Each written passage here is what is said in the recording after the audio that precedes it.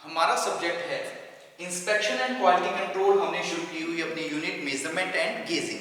तो measurement and gazing के अंदर हम लास्ट लेक्चर में बात कर रहे थे जो हमारे फॉर्म गेज थे। फॉर्म गेज के अंदर हमने बात की वायर गेज के बारे में और फिलर गेज के बारे में। नेक्स्ट हमने बात की कि जो हमारा प्रोफाइल प्रोजेक्टर होगा कि वो हम किस तरह से प्रोफाइल प्रोजेक्टर का काम करते हैं, जिसमें अंदर हमने मैग्नीफाई एक स्मॉल ट्रांसपेरेंट ऑब्जेक्ट होता है उसको हमने मैग्नीफाइड करना है। तब हम जो डिवाइस यूज करते हैं वो हमारे लिए कौन सी होती थी, प्रोफाइल प्रोजेक्टर। उसी के अंदर हमने बात की थी हमारा जो रहेगा गेज टोलरेंस की। गेज टोलरेंस क्या होता है, तो आपको वो बताया कि जितने भी हमारे गेज होंगे जब हम उनको मैन्युफैक्चर करेंगे तो उनके अंदर प्री स्पेसिफाइड टोलरेंस क्या होगा, अवेलेबल होगा, ताकि हम जब भी हम गेजेस का यूज करें तो हमें क्या मिले, एक टोलरेंस मिले जिसके मुताबिक हम क्या कर सके, डायमेंशंस को मेजर कर सके, साइज को क्या कर सके, चेक कर सके। नेक्स्ट हम आज बात करते हैं कंपैरेटर्स के बारे में कि कंपैरेटर्स क्या होते हैं, इनका हम यूज किस लिए करते हैं, कौन कौन से टाइप्स के कंपैरेटर होते हैं। तो सबसे पहले जो हमारे कंपैरेटर रहेंगे वो हमारे किस तरह से होंगे। कंपैरेटर के अंदर बात करते हैं कंपैरेटर क्या होते हैं कि इट इज ए डिवाइस। ये क्या होते हैं, इट इज ए डिवाइस या फिर एक इंस्ट्रूमेंट है जिसका हम यूज किस लिए करते हैं। Comparator are used to find how much the dimension of the given component is much differ with known datum, यानी कि वो कंपोनेंट जिस कंपोनेंट की हमें डायमेंशंस का क्या है पता है, उस डायमेंशंस का क्या करना, कंपोनेंट के साथ फाइंड आउट करना कि उन दोनों डायमेंशंस के बीच में कितना डिफरेंस है। उस डिफरेंस को फाइंड आउट करने के लिए हम जिस डिवाइस का, जिस इंस्ट्रूमेंट का यूज करते हैं उसको कंपैरेटर बोलते हैं। कि हम क्या लिख सकते हैं कि comparators are used to find how much the dimension of the given component differ from known datum, कि जो हमें नॉन डॉटम है हमें पता है उससे हमारा जो गिवन कंपोनेंट है उसकी डायमेंशन के अंदर जो डिफरेंस है वो कितना है। फाइंड हाउ मच कि डिफरेंस जो है वो कितना है, उस चीज को फाइंड आउट करने के लिए हम जिस इंस्ट्रूमेंट, जिस डिवाइस का यूज करते हैं उस डिवाइस को हम क्या बोलते हैं, वो हमारी होती है कंपैरेटर। तो हम क्या लिखेंगे, it is used to find, it is used to find, it is used to find how much the dimension या how much it is used to find how much dimension of the given dimension of the it is used to find how much dimension of the given components differ from a non datum, कि जिसके बारे में हमें पता है component differ from that of a non datum, कि जो हमारी नॉन डॉटम है उससे जो हमारा दूसरा जो हमें गिवन है उसके गिवन कंपोनेंट है उसकी जो डायमेंशंस है वो कितनी डिफरेंस है, कितना डिफरेंस है उन दोनों डायमेंशंस के बीच में। उस चीज को फाइंड आउट करने के लिए हम जिस इंस्ट्रूमेंट का यूज कर रहे हैं वो हमारा कौन सा होता है, उसको हम बोलते हैं कंपैरेटर। वही हमने यहाँ पे लिखा कि it is used to find how much dimensions of the given component of component, sorry यहाँ पे गिवन लिख लेना कि गिवन कंपोनेंट की जो हमें दिया हुआ कंपोनेंट है, it is used to find how much dimensions of the given component differ from that of known datum, कि जो हमें पता है, जो हमें वैल्यूज पता है, नॉन डॉटम जो हमें पता है उससे हमारा जो गिवन कंपोनेंट है उसकी डायमेंशंस के बीच में कितना डिफरेंस है। उसी डिफरेंस को फाइंड आउट करने के लिए हम जिस कंपोनेंट का, जिस गेज का यूज करते हैं वो गेज हमारा कौन सा होता है, उस गेज को हम बोलते हैं कंपैरेटर। वो हमारा गेज कौन सा कहलाता है, component. The indicate difference in the dimension is usually small, कि जो भी हमारा हमने क्या करना है इसके अंदर डायमेंशंस का डिफरेंस ही मेजर करना है, उस वो जो डायमेंशंस डिफरेंस होता है वो हमेशा क्या होता है, वेरी स्मॉल, बहुत कम होता है, यानी कि क्या होता है, बहुत कम होता है, जिसके लिए हम क्या करते हैं, मैग्नीफाइंग डिवाइसेस का यूज करते हैं। इन चीजों के लिए क्या होता है, जो डिफरेंस होता है, डिफरेंस, ठीक है, डिफरेंस जो भी डिफरेंस होता है वो क्या होता है, बहुत कम होता है। डिफरेंस इज वेरी स्मॉल, कि जो भी डिफरेंस रहेगा इन दोनों कंपोनेंट, मतलब गिवन कंपोनेंट और जो नॉन डॉटम है, इन दोनों की डायमेंशन के बीच में जो डिफरेंस होगा वो क्या होगा, बहुत कम होगा।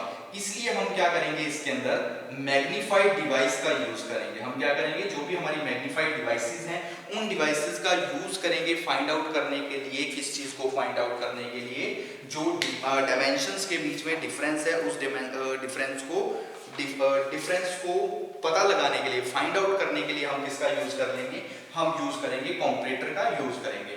अब बात करते हैं टाइप्स ऑफ कंपैरेटर के बारे में कि कंपैरेटर है वो कितने तरह के हमारे कंपैरेटर होते हैं।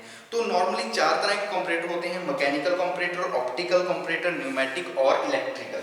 4 तरह के कौन कौन से, मैकेनिकल, ऑप्टिकल, न्यूमेटिक और इलेक्ट्रिकल। हमने 3 हमारे कंपैरेटर के बारे में बात करनी है, हमसे 3 के बारे में पूछा हुआ है सिलेबस के अकॉर्डिंग कि वो कौन कौन से होते हैं, कि मैकेनिकल, इलेक्ट्रिकल और न्यूमेटिक। तो सबसे पहले बात करते हैं 3 तरह के हमारे कंपैरेटर होते हैं। सबसे पहले हमारा रहेगा मैकेनिकल कंपैरेटर्स। पहला होगा मैकेनिकल, दूसरा होगा ऑप्टिकल, तीसरा हमारा रहेगा न्यूमेटिक और चौथा जो होगा उस कंपैरेटर को हम बोलेंगे इलेक्ट्रिकल कंपैरेटर। तो सबसे पहले बात कर लेते हैं यहाँ पे मैकेनिकल कंपैरेटर के बारे में कि मैकेनिकल कंपैरेटर क्या होते हैं, इनका हम यूज किस लिए करते हैं। तो देखिए मैकेनिकल कंपैरेटर क्या है कि these are used to get magnification, कि जो भी हमारे क्या रहेंगे मैकेनिकल कंपैरेटर्स होंगे इनका हम यूज सिर्फ करते हैं किसी भी चीज को मैग्नीफाइड करने के लिए, टू गेट मैग्निफिकेशन। मैग्निफिकेशन को गेट करने के लिए हम जिस कंपैरेटर का यूज करते हैं वो हमारा होता है मैकेनिकल कंपैरेटर। फॉर एग्जांपल जैसे गियर सिस्टम है, लीवर है, प्लंगर है, तो ये सारे हमारे किस में आ जाएंगे, मैकेनिकल कंपैरेटर के अंदर। तो हम क्या लिख सकते हैं कि it is used to get magnification. Magnification को गेट प्राप्त करने के लिए it is used to get magnification. It is used to get magnification. For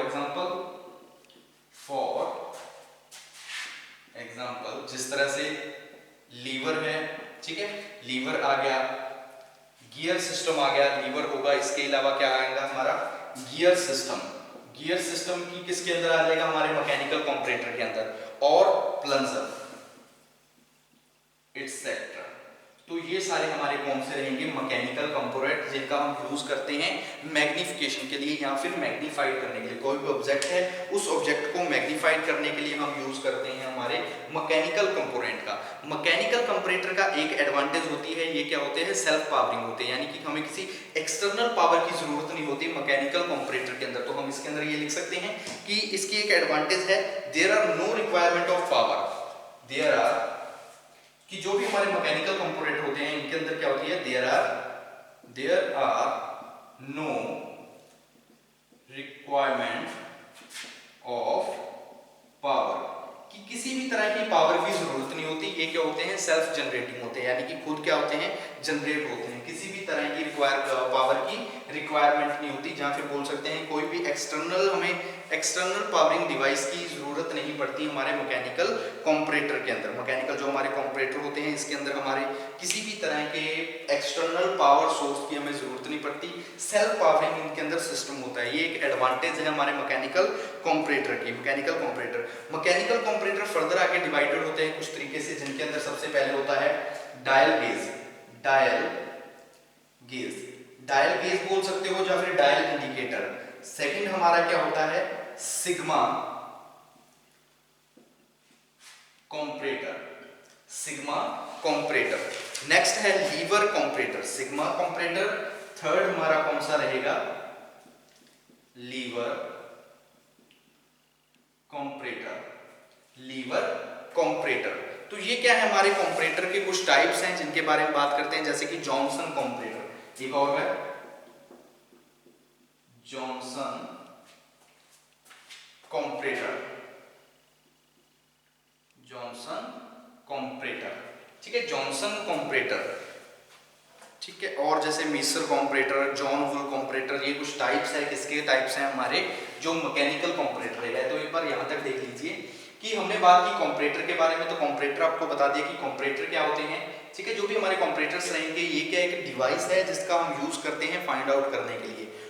किसको फाइंड आउट करने के लिए, कि जो हमारी गिवन कंपोनेंट की डायमेंशन है वो एक नॉन डॉटम, जो हमारा नॉन डॉटम है उसकी डायमेंशन से कितना डिफरेंस है, उस डिफरेंस को मेजर करने के लिए हम जिस कंपोनेंट, जिस डिवाइस का, जिस इंस्ट्रूमेंट का यूज करते हैं वो हमारे लिए रहता है कंपैरेटर। कंपैरेटर फर्दर आगे डिवाइडेड होते हैं चार तरीके। कौन कौन से चार टाइप्स होते हैं? मैकेनिकल, ऑप्टिकल, न्यूमेटिक और इलेक्ट्रिकल। सबसे पहले बात हम यहाँ पे कर रहे हैं मैकेनिकल कंपैरेटर के बारे में। तो मैकेनिकल कंपैरेटर कौन से हैं? It is used to get magnification for, ठीक है, कोई भी हमारा कंपैरेटर जिसका हम यूज करने हैं मैग्निफिकेशन करने के लिए, यानी कि कोई भी स्मॉल ट्रांसपेरेंट ऑब्जेक्ट है, उस ऑब्जेक्ट को मैग्नीफाइड करने के लिए हम जिस कंपैरेटर का यूज कर रहे हैं ताकि हम डायमेंशंस के बीच में जो डिफरेंस है उसको मेजर कर सके। तो मैग्निफिकेशन के लिए जो हम डिवाइस यूज कर रहे हैं वो हमारी रहेगी मैकेनिकल कंपैरेटर, जैसे कि लीवर है, गियर सिस्टम है, प्लंजर, ये सारे हमारे किस में आ जाएंगे? मैकेनिकल कंपैरेटर में। मैकेनिकल कंपैरेटर की एक एडवांटेज ये रहती है कि इसके अंदर किसी भी प्रकार के एक्सटर्नल पावर की जरूरत नहीं होती, यानी कि खुद का पावरिंग सिस्टम होता है जिससे ये पावर जनरेट करता है। और इसके अलावा जो मैकेनिकल कंपैरेटर है ये फर्दर आगे डिवाइडेड होते हैं कुछ पार्ट्स के अंदर। वो कौन कौन से हैं? जैसे कि डायल गेज कंपैरेटर होता है हमारा, डायल गेज कंपैरेटर होता है, sigma comparator, lever comparator, Johnson comparator, इसके अलावा हमारा मीसर कंपैरेटर होता है, और हमारा यूज होने वाला जैसे कि ईडन रोल्ड कंपैरेटर है। तो ये कुछ कंपैरेटर हैं जिनके बारे में हम बात करें तो हमने सिर्फ दो के बारे में एक बार बात करेंगे जो हमसे पूछे गए हैं, डायल गेज और सिग्मा कंपैरेटर। इन दोनों के बारे में बात करेंगे कि डायल गेज क्या होता है और सिग्मा कंपैरेटर क्या होता है। डायल गेज के बारे में आप पहले भी पढ़ चुके हैं कि डायल गेज क्या है? एक डिवाइस है, इंडिकेटिंग डिवाइस है जो कि इंडिकेट करती है, जो भी डिफरेंस होगा, जो रीडिंग्स होगी वो नोट करेंगे, एक डायल लगा होगा उसके ऊपर। तो अब हम बात इन दोनों कंपैरेटर के बारे में बात कर लेते हैं कि ये कंपैरेटर कौन से होते हैं, सिग्मा और डायल गेज कंपैरेटर। नेक्स्ट हम उसके बाद बात करेंगे हमारे जो रहेंगे न्यूमेटिक और इलेक्ट्रिकल कंपैरेटर के बारे में। तो सबसे पहले बात करते हैं डायल गेज के बारे में कि डायल गेज क्या है कंपैरेटर के अंदर। ये क्या है? एक मैकेनिकल कंपैरेटर का पार्ट्स है डायल गेज, तो इसी के बारे में बात करते हैं।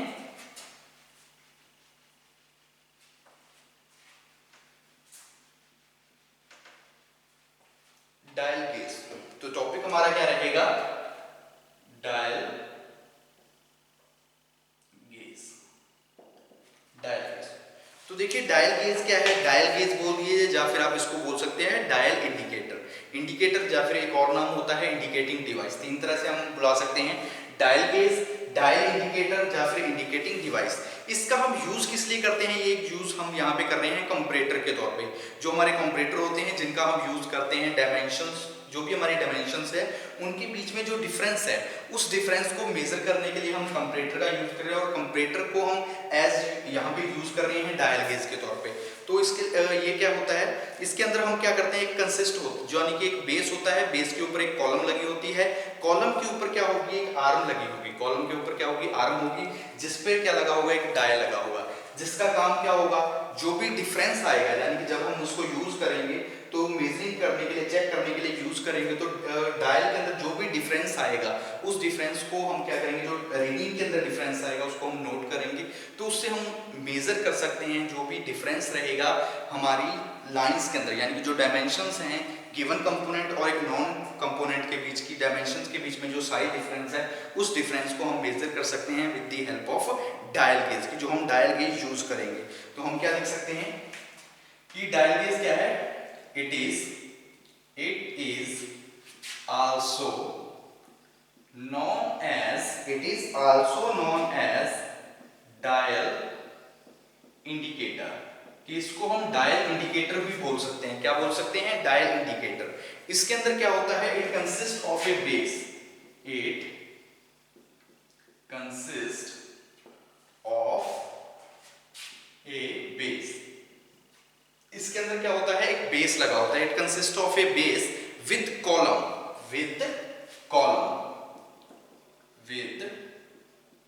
इसके अंदर क्या होता है? एक बेस होता है, उस बेस पे क्या लगी होती है? कॉलम होती है, राइजिंग फ्रॉम इट्स रियर, यानी कि पीछे से इसके ऊपर क्या होती है? कॉलम लगी होती है।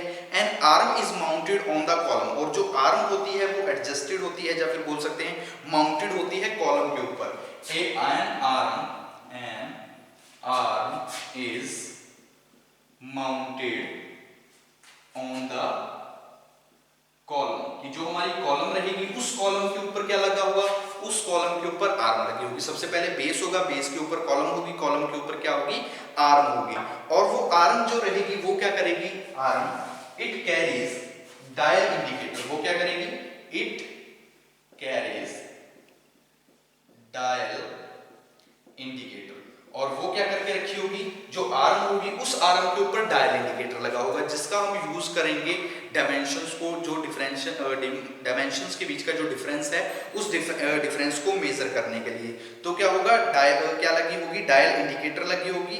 The arm can be adjusted vertically और डाउन मूव अलोंग कॉलम, यानी कि कॉलम के साथ जो भी हमारी आर्म है जिसके ऊपर क्या लगा हुआ है, डायल इंडिकेटर लगा हुआ है, उसको हम क्या करवा सकते हैं, मूव करवा सकते हैं वर्टिकली अप एंड डाउन, यानी कि नीचे और ऊपर आसानी के साथ हम क्या कर सकते हैं, कॉलम के साथ हमारी जो क्या है, हमारी आर्म रहेगी उस आर्म को हम क्या करवा सकते हैं, मूव करवा सकते हैं। ठीक है, जो हमारा वर्केबल जहां पे टेबल रहेगा वहां टेबल तक हम क्या करवा सकते हैं, मूव करवा सकते हैं। हम क्या लिख सकते हैं, the arm adjusted vertically, the arm can be adjusted vertically up and down, up and down along column, कि जो हमारी कॉलम है, कॉलम के अलोंग हमारी जो आर्म रहेगी जिसके ऊपर डायल इंडिकेटर लगा हुआ है, उसको क्या कर सकते हैं हम, वर्टिकली अप और डाउन करके क्या कर सकते हैं, मूव करवा सकते हैं। डाउन और करके क्या कर सकते हैं, मूव करवा सकते हैं। एंड मेजरिंग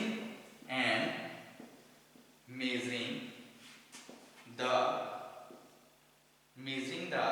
और मेजर कर सकते हैं किस चीज को, जो भी हमारी रीडिंग आएगी। And measuring the operation with dial indicator, जो I am measuring the operation with dial indicator, और जो मेजरिंग करना चाह रहे हैं, जिस भी चीज को हम मेजर करना चाह रहे हैं उसको डायल इंडिकेटर की सहायता से हम क्या कर सकते हैं, आसानी के साथ मेजर कर सकते हैं। अगर फॉर एग्जांपल हम बात करें कि जो हमारा डायल गेज होगा वो किस तरह से होगा, इस तरह से एक डायल बना होगा, इस डायल के ऊपर क्या होगी, एक आर्म बनी होगी, और इसके नीचे क्या होगी, इस तरह से एक कॉलम बनी होगी, यानी कि ये हमारा क्या रहेगा, वो डायल इंडिकेटर होगा जिसके ऊपर क्या होगा, डायमेंशनिंग की होगी, यानी रीडिंग्स लिखी होंगी, जैसे कि 1 2 3 4 10 15 20 25 30। जो क्या करेगा, रीडिंग को नोट करेगा। ये क्या करेगा, जो भी रीडिंग्स रहेगी उस रीडिंग को नोट करने का काम करेगा एक डायल इंडिकेटर की। जो भी डिफरेंस है उस डिफरेंस को मेजर करने के लिए हम जिस डिवाइस का यूज कर रहे हैं वो डिवाइस हमारे लिए कौन सी रहेगी, डायल गेज, या फिर हम उसको बोलते हैं डायल इंडिकेटर। किसके अंदर थी, ये हमारी मैकेनिकल कंपैरेटर जो हमारा रहेगा। तो मैकेनिकल कंपैरेटर के बारे में पता लगा कि ये मैकेनिकल कंपैरेटर हमारा दो तरह मैग्निफिकेशन को प्राप्त करने के लिए, it is used to get magnification, की जो मैग्निफिकेशन है उसको गेट करने के लिए हम जिस कंपैरेटर का यूज करते हैं उसको बोलते हैं मैकेनिकल कंपैरेटर। मैकेनिकल कंपैरेटर आगे फर्दर काफी तरह के होते हैं, जिसके अंदर होता है dial gauge, sigma comparator, lever comparator, Johnson comparator. ठीक है, ये हमारे कंपैरेटर के कुछ टाइप्स रहेंगे। तो हमने दो कंपैरेटर के टाइप्स के बारे में, दो कंपैरेटर के बारे में बात करनी है, डायल गेज के बारे में और सिग्मा कंपैरेटर के बारे में। तो डायल गेज कंपैरेटर आपको पता लगा कि इसको हम डायल इंडिकेटर भी बोलते हैं। इसके अंदर एक कॉलम लगी होती है, उस कॉलम के ऊपर आर्म होती है, आर्म के ऊपर एक डायल इंडिकेटर होता है जिसका हम यूज करते हैं, किस लिए करते हैं, जो भी हमारी मेजरिंग करना चाहते हैं, ऑपरेशंस परफॉर्म करना चाहते हैं उसके लिए। और जो हमारी आर्म होती है उसको हम एडजस्ट कर सकते हैं vertically up and down with the help of along column. जो हमारी कॉलम होगी उसके अलोंग हम क्या कर सकते हैं, जो हमारा आर्म है उस आर्म को हम क्या कर सकते हैं, एडजस्ट करवा सकते हैं। नेक्स्ट हम बात करते हैं, हमने डायल गेज कंपैरेटर के बारे में बात की। नेक्स्ट हम बात करते हैं सेकंड मैकेनिकल कंपैरेटर के टाइप के बारे में। वो हमारा कौन सा रहेगा, सिग्मा कंपैरेटर। ये सिग्मा कंपैरेटर क्या होता है, सेकंड हम बात करते हैं सिग्मा कंपैरेटर। सिग्मा कंपैरेटर्स, तो देखिए सिग्मा कंपैरेटर कि ये क्या होता है, एक तरह से जिस तरह से हमारे ऑप्टिकल कंपैरेटर होते हैं उसी तरह से वर्किंग होती है हमारे सिग्मा कंपैरेटर की, कि उसी तरह होता है, लेकिन ये क्या होता है मोस्ट पॉपुलर होता है, यानी कि ऑप्टिकल कंपैरेटर के बदले जो हमारा मैकेनिकल कंपैरेटर रहेगा यानी कि सिग्मा कंपैरेटर, ये क्या होगा मोस्टली यूज होने वाला एक कंपैरेटर है। इसका हम यूज किस लिए करते हैं? High magnification is obtained by mechanical, क्योंकि हम हाई मैग्निफिकेशन, एक तो हम ऑप्टिकल जो हमारे इंस्ट्रूमेंट है उनके द्वारा मैग्निफिकेशन करेंगे, लेकिन अगर हमने हाई मैग्निफिकेशन को प्रोड्यूस करना है, हाई मैग्निफिकेशन को क्रिएट करना है, ऑब्टेन करना है, तब हम ज्यादातर किसका यूज करते हैं? मैकेनिकल जो हमारे कंपैरेटर होते हैं, जिसके अंदर मान लीजिए सिग्मा कंपैरेटर है, इस तरह के जो कंपैरेटर रहेंगे उनका हम यूज करते हैं, ठीक है। और ये अलग अलग इनकी साइज मैग्निफिकेशंस होती है, जिस तरह से 300, 500, 1000, ठीक है, 2000, तो इसके बीच में मैग्निफिकेशंस रहती हैं जिनको हम क्या कर सकते हैं? मैग्नीफाइड कर सकते हैं ऑब्जेक्ट को। तो हम सिग्मा कंपैरेटर के अंदर हम क्या लिखेंगे? सिग्मा कंपैरेटर क्या होता है? हाई मैग्निफिकेशन ऑब्टेन, या फिर it is used to obtain high magnification, it is used to obtain high magnification, की जो हमारी हाई मैग्निफिकेशंस रहेंगी उन मैग्निफिकेशंस को ऑब्टेन करने के लिए, it is used to obtain high magnifications, की हाई मैग्निफिकेशंस है उन मैग्निफिकेशंस को ऑब्टेन करने के लिए, it is used to obtain high magnifications by mechanical means, by mechanical means. तो इन जो भी हमारी मैग्निफिकेशंस है, हाई मैग्निफिकेशंस है, इस चीज को ऑब्टेन करने के लिए हम किसका यूज करते हैं? सिग्मा कंपैरेटर का यूज करते हैं। जो मैग्निफिकेशंस होती है वो होती है the comparator have the comparators have magnification, जो कॉमन हमें मैग्निफिकेशन देखने को मिलती है, वो मैग्निफिकेशन कितनी होती है? हमारे जो सिग्मा कंपैरेटर रहेंगे तो उनके अंदर जो मैग्निफिकेशन होती है वो होती है 300, ठीक है, 300, 500, 1000, 2000, ठीक है, ये क्या होती है? मैग्निफिकेशन होती है 2000, 5000, ठीक है, 5000। And vertical capacity of, and vertical capacity, ठीक है, वर्टिकल कैपेसिटी, और जो हमारी वर्टिकल कैपेसिटी रहती है वो कितनी होती है? Vertical capacities of 15 centimetre, 30 centimetre, 15 centimetre, 30 centimetre and 60 centimetre की जो हमारी कैपेसिटी रहेगी वर्टिकली वो कितनी होगी? 15 सेंटीमीटर, 30 सेंटीमीटर एंड 60 सेंटीमीटर, यानी कि जो मैग्निफिकेशन की वर्टिकल कैपेसिटी होगी वो कैपेसिटी हमारी कितनी रहेगी? वो रहेगी 15, 30 और 60 centimetre. Special contact and attachments are used, इनके अंदर क्या होते हैं? हम कुछ स्पेशल अटैचमेंट्स का भी यूज करते हैं। स्पेशल अटैचमेंट्स आल्सो यूज्ड, कि कुछ स्पेशल अटैचमेंट्स होती हैं, उन अटैचमेंट्स का भी हम यूज करते हैं। इनके अंदर जो हमारे रहेंगे सिग्मा कंपैरेटर, इनके अंदर हम क्या करेंगे?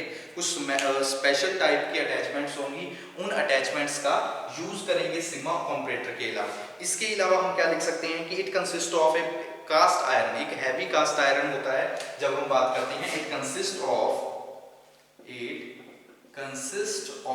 ए हैवी कास्ट आयरन बेस, कि जो बेस बना होता है हमारे सिग्मा कंपैरेटर का, जब हम सिग्मा कंपैरेटर की बात करते हैं तो सिग्मा कंपैरेटर का जो बेस रहेगा वो क्या होता है? एक हैवी कास्ट आयरन का बना होता है, कि जो हैवी किसका होगा? कास्ट आयरन का बना होगा with A threaded vertical columns, और उस पे ऊपर क्या होगा? बेस के ऊपर एक थ्रेडेड, ठीक है, cast iron base with threaded vertical column, और उसके ऊपर क्या लगी होगी? एक थ्रेडेड, यानी कि जिसके ऊपर थ्रेड कटे हुए हैं वो वर्टिकल कॉलम होगी हमारे एक हैवी बेस के ऊपर, कि हमारा सबसे पहले क्या होगा? एक बेस होगा, उस बेस के ऊपर क्या होंगी? जो थ्रेडेड हमारी क्या कटी हुई है? थ्रेडेड जो वर्टिकल कॉलम होगा उसके ऊपर क्या होगा? थ्रेड कटा होगा, यानी कि जिसके ऊपर थ्रेडेड्स कटी हुई हैं वो एक कॉलम बना होगा हमारे हैवी बेस के ऊपर। ऊपर, किसके अंदर, सिग्मा कंपैरेटर के अंदर। The measuring scale and magnifying system is mounted on the column, और उस पे इन सबसे पहले बेस हो गया, बेस के ऊपर कॉलम हो गया, और कॉलम के ऊपर क्या लगा होगा, जो भी हमारा मैग्नीफाइड डिवाइस होगी, जो हमारी मैग्नीफाइड डिवाइस है वो लगी होगी। तो हम क्या लिखेंगे, thread and vertical column, the measuring scale, the measuring scale and magnified device mounted on the column, कि जो हमारी वर्टिकल कॉलम है उस कॉलम के ऊपर क्या लगा होगा, उस कॉलम के ऊपर एक मेजरिंग स्केल होगा, यानी कि जिस चीज से हम मेजर करेंगे, और साथ ही साथ क्या होगा, जो मैग्नीफाइड स्केल होगा, मैग्नीफाइड स्केल भी प्रोवाइड करवाया होगा कॉलम के ऊपर। एक वर्क टेबल है परफेक्टली प्लेन हॉरिजॉन्टल सरफेस, और एक वर्क टेबल होगा, यानी कि जिसके ऊपर हमने वर्क पीस रखी हुई है, जो हमारी जॉब है वो क्या होगा, एक हॉरिजॉन्टल प्लेस के ऊपर प्लेस्ड किया होगा, यानी कि एक हॉरिजॉन्टल हमारा स्थान है, उस स्थान के ऊपर हम उसको क्या कर देंगे, प्लेस्ड कर देंगे on the base comparator to be used to place, ताकि जो हमारा कंपैरेटर है उसका हम यूज कर सके। एक वर्क टेबल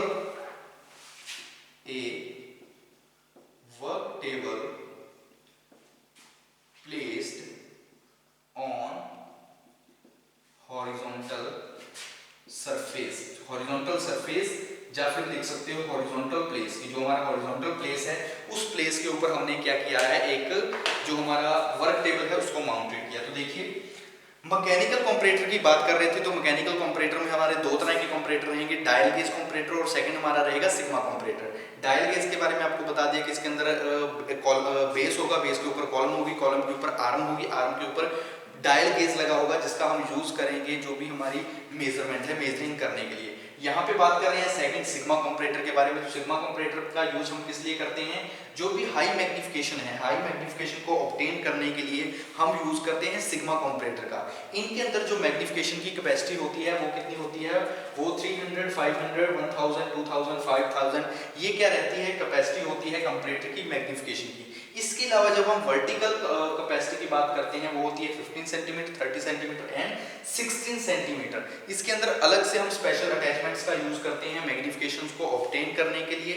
जब हम बात करते हैं कंस्ट्रक्शन की, तो कंस्ट्रक्शन के अंदर हम क्या लिख सकते हैं कि सिग्मा कंपैरेटर के अंदर क्या होता है कि हैवी बेस कास्ट आयरन होता है, कि जो बेस बना होता है हमारे सिग्मा कंपैरेटर का वो हैवी कास्ट आयरन का बना होता है।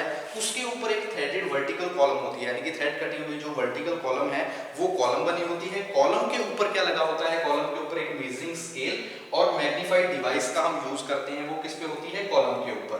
एक वर्क टेबल होता है, वर्क टेबल को हम प्लेस करते हैं हॉरिजॉन्टल सरफेस के ऊपर। तो ये हमारा क्या रहेगा, सिग्मा कंपैरेटर, जिसका हम यूज करते हैं मैग्निफिकेशन को ऑब्टेन करने के लिए, हायर मैग्निफिकेशन को ऑब्टेन करने के लिए। तो आज के इस लेक्चर के लिए इतना काफी। नेक्स्ट लेक्चर में आगे हम बात करेंगे जो हमारे न्यूमेटिक कंपैरेटर है और इलेक्ट्रिकल कंपोनेंट हैं, उनके बारे में हम बात करेंगे हमारे नेक्स्ट लेक्चर में। और इसके अलावा जो भी टूल रूम माइक्रोस्कोप रहेगा, थ्रेड मेजरमेंट है, गियर मेजरमेंट है, तो ये सारे टॉपिक्स हम करेंगे नेक्स्ट लेक्चर में।